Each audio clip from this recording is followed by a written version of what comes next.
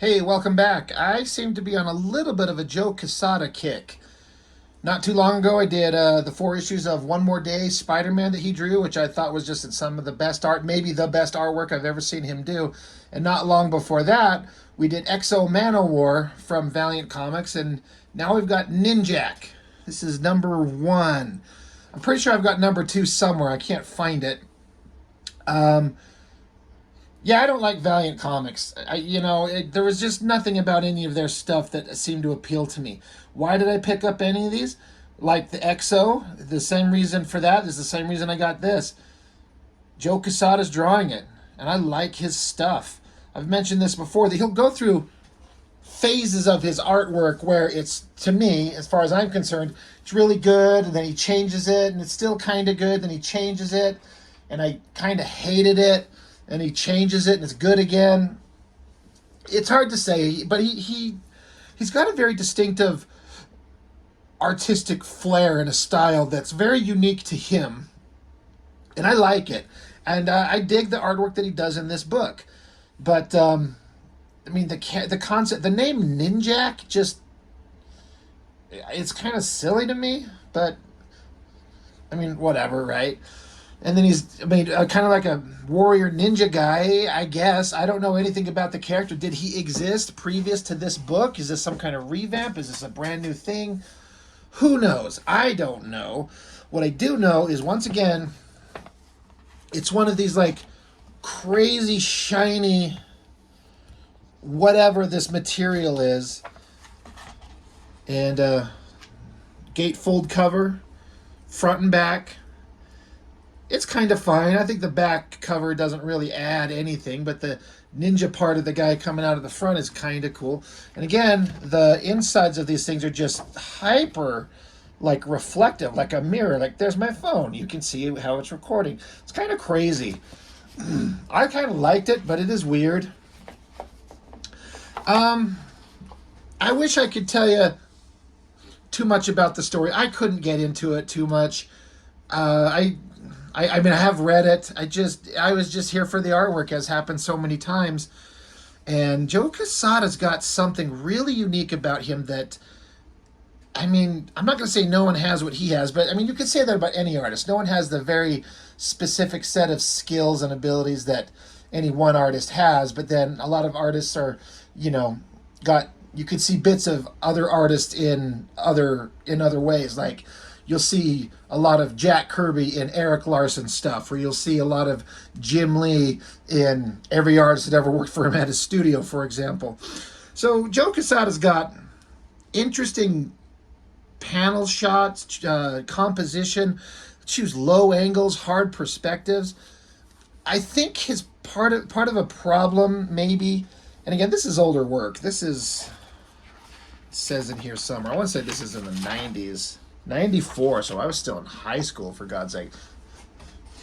I think one of his problems is that sometimes his composition, or his storytelling rather, gets a little hard to read in some places. Now, I don't know, how would anybody know, except the people who made the book? One thing I was noticing about this book is they fill every page with multiple panels all over the place. Like right here, what do we got? We got 8, 9, 10, 11, 12 panels right here on this one page. 1, 2, 3, 4, 5, 6, 7 on that page. So now, if you're a good artist and can make your storytelling clear in a bunch of small panels, then great, go for it. But there's also something to be said for a little bit of artistic flair.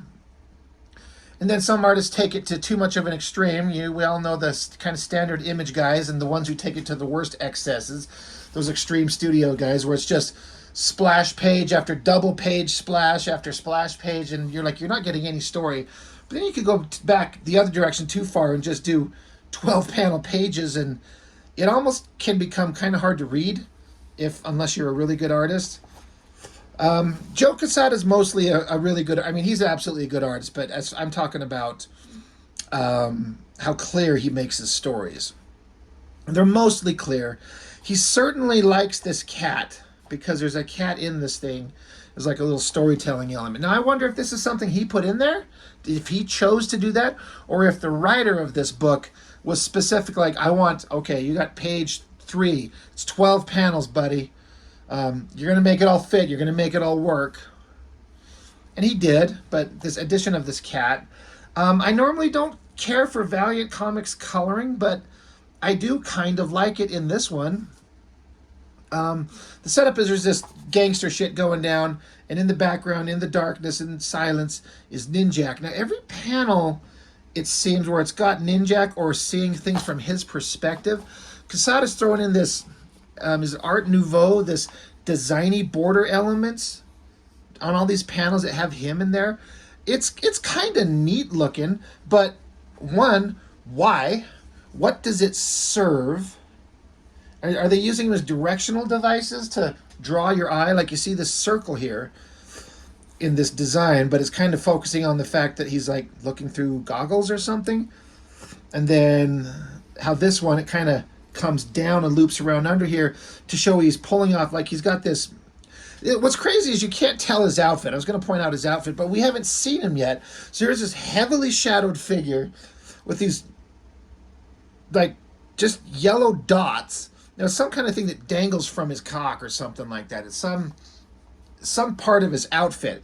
And he picks one off with his hands, and then you see his hand here flinging it like it's a weapon of some type. And again, that designy panel element, and it kind of draws the eye.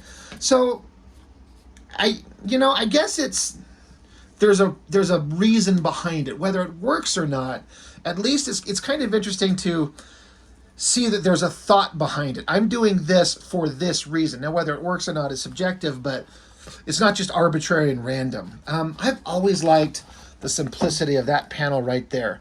Stark black shapes and the bright open line work of the clothes. The simple circle showing her firing the gun. The word bitch. It kind of works. I like that panel a lot. But Mr. Ninja Guy flings this little golden disc thing, and then this was an interesting panel. You got these light switches, and it hits all 3 of them in one move. Tick, tick, tick, shuts the lights off. Geez, how many panels on this page? 1, 2, 3, 4, 5, 6, 7, 8, 9, 10, 11 panels. But they all kind of work. We're getting more like the color scheme changes. I'm guessing it's like kind of like a night vision, so NINJAK can see these guys. And then this is another interesting element. If you can make it out, right here up front, you can see how tiny this drawing is compared to my big old finger here up in the camera. But you see the swords here in his hands. But look at this designy element of the blade. It's like a I read it as it's like a way to show like the sword glinting in light and like reflection coming off it as he flails it around. Pulls up the sword, cuts the guy across the guts, spills his guts out. I like this shot here. Bad guy shoots at Ninja Guy, who ducks, and then you just see the action movement lines of Ninja Guy slicing both swords, cutting the guy's hands off. I think that works really well. It really feels like this is a ninja operating in the darkness and with the swords just chopping people up. Great panel with the dock, the boat, everything in perspective. So lots of panels, but it's working. Joe Quesada's got something that works. Guy goes running off. He finds a weapon, but then he turns his flashlight and shines it. And there's our Ninja Guy. And I like this panel, but something about it doesn't quite feel right. I don't know. I want to say it's kind of cluttery, but that doesn't feel right. I like the face, the arms coming forward, holding the sword, going straight up the middle of the page. The guy up front here, the folds in his jacket. It's all good stuff. The light from the flashlight. And then again, that designy art element going around it. It's pretty damn slick. But also something about it just kind of is off to me. I don't know. I just might be stupid. And then he gets into more of these small panels. How many here? 1, 2, 3, 4, 5, 6, 7, 8 panels. Some of these smaller panels, in some ways, it kind of gets hard to read what's going on. A little bit. But NINJAK gets his bazooka, shoots, blows up this yacht. I like this angle. Again, Joe Quesada and the choices of angles that he makes. Like the camera shot is right down on the water, looking the guy in the face. And so we got the docks in perspective going up, this boat over here, the explosion, the fire. I feel that explosion. It really works. Then we're off into another scene. Some hot girl getting out of a shower. Then she's getting dressed. Now, I was flipping through this book and seeing... Now, this is the guy. God, I'm trying to... What the hell is his name? I can't remember it. It'll come up. But this, I believe, this is NINJAK himself, the ninja dude. And here he is, a suave guy, cool hair, wearing a suit. And my first thought right here for the first time was like, oh my God, they're doing Grendel. Is this supposed to be like Hunter Rose? Like a smooth, badass, wealthy guy, but he's a murdering ninja guy. I don't know. I have no idea if there's any truth to that at all. But having looked at this book and looked at a lot of Grendel recently, that was the first thing that came up in my mind is like, oh, I wonder if they're doing that. And if so, that's stupid. Let Matt Wagner do Grendel because you'll never do better than him. Again, tons of panels. We got 8, 9, 10, 11, another 12 panel page. And it's very similar to that last 12 panel page. Now I got to go back. Kind of. 8 panels right in the dead center and then a couple on the tops or bottom of it. So Grendel guy, he shows up in a suit and hot girl was in a towel, but she drops as they're going to start pounding ass. But then guy in a hot rod car's coming along. And it's just multiple panels of clothes being flung onto the floor. The phone's ringing. She's biting his neck. Silhouette of their faces. He goes to answer the phone, but she tells him no. And then she's like holding onto the bed railings, and he's holding her down. Yahoo, get it.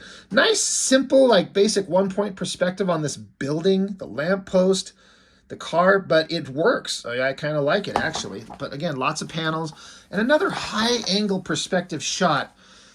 And then another extreme down angle here. Like Joe Quesada's going for these wild perspectives and camera angles all over the place.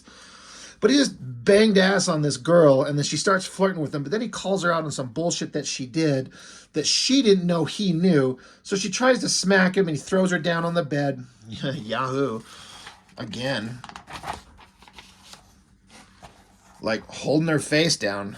It's getting a little inappropriate. Other guys are coming through the door. Joe Quesada likes to do, he'll do a lot of like silhouette panels. Like these guys coming out of the elevator. I think it looks great. It looks good. Bad guys show up, kick a door open. I've had to draw doors getting kicked open a couple times. It's never fun. That looks pretty good. They show up and they see a silhouette of like, it looks like the shape silhouette of NINJAK himself holding a sword. So bad guys unload with their guns. Send him flying out the window, and they look out there, and NINJAK just wrapped the girl up in his own outfit and a sword, so they just machine gun her to death. And he's like hanging out up above, carrying a flower. That's totally Hunter Rose bullshit.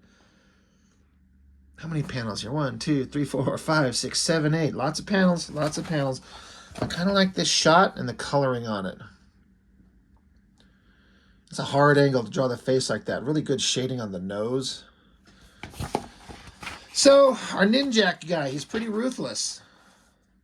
And then we're getting back into the guy. God, what is his name? Colin King? Is that his name? Whatever. Who cares?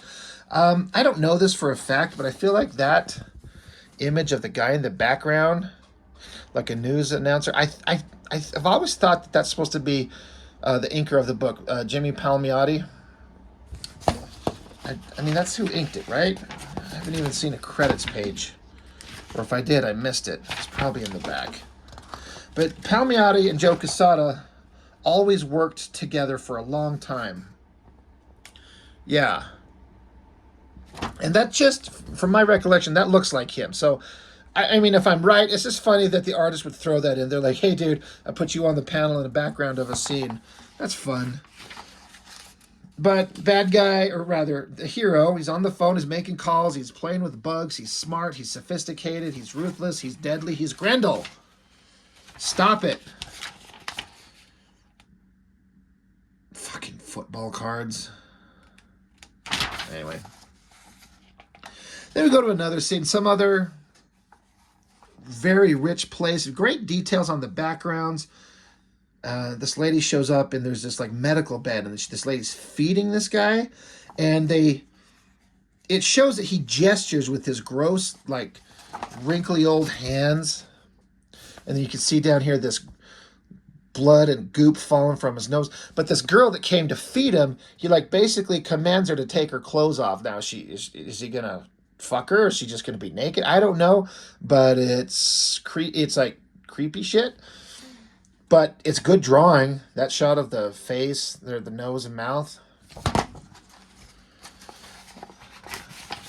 And then we got other characters in a helicopter. I like the coloring with the heavy red lighting. Looking pretty good. So I'm sure this is some bad guy organization with a giant spider holding the world in its grasp. There is it's kind of like a Dr. Evil situation, honestly, which is a play on, obviously, like James Bond type villains. A big organization, a main bad guy, a bunch of lackeys that work for you. Someone does something wrong, so we have to kill them. So they do a murder scene in this book right here, in these pages.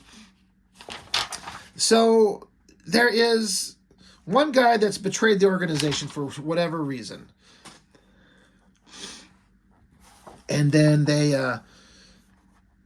he's in his chair, and the chair locks up and seals him down. And then in comes the bad guy. They call him Dr. Silk, like the silk webbing of a spider. Very clever. But here he is. The guy we saw in the previous panels. He's like, we have no room for traitors. So they push a button, and the guy who was in the chair that got strapped down, this like glass jar thing comes up under the ground around him. God, I'm looking at these panels of the close-up of the bad guy's face, and it's split by this guy who's trapped in this glass jar now. And he's dropping these deadly spiders in there, and it's like there's tons of them that just keep coming. It fills up this take, so he's being buried in a mountain of deadly spiders. That is so gross. And then here's this panel right there. It's just pulsating with goo, and the guy is in there, and that's how he's killed. That is disgusting. Like, I'm not afraid of spiders like some people have serious arachnophobia, is it? But I don't like to see them doing gross spider shit. So that's an awesome scene. That'd be awesome in a movie, but it would also be really hard to see. How many panels are on this page? 1, 2, 3, 4, 5, 6, 7, 8, 9, 10. Good God, Joe Quesada, chill out. And he even left enough room to throw in a pretty awesome shot of the character in this ridiculous outfit. Now, Joe Quesada's done several costumes where they work when he draws it. This NINJAK costume with these shoulder pads and these weird gauntlet things on his hands, and this designy element of these ribbony belt flowy things flailing everywhere. Joe Quesada has a style in his art that makes that work. But you hand that off to somebody else who doesn't know what they're doing and doesn't have his flair, it just suddenly becomes stupid looking. It just becomes terrible. And Valiant Comics, I'm sorry, I know there's a lot of you out there that like Valiant Comics, and most of you, there was a lot of conversation when I did Exo Manowar, how you were saying Valiant Comics is in their first year or whatever, there was something about a company takeover, a new management, and everything went to hell. But when it was first going, a lot of conversation about how good and cohesive the stories were. And I respect it. I don't know because I haven't read them. But as a guy who draws, I'm sorry, but boring art will almost never carry me through. I don't care how good the story is.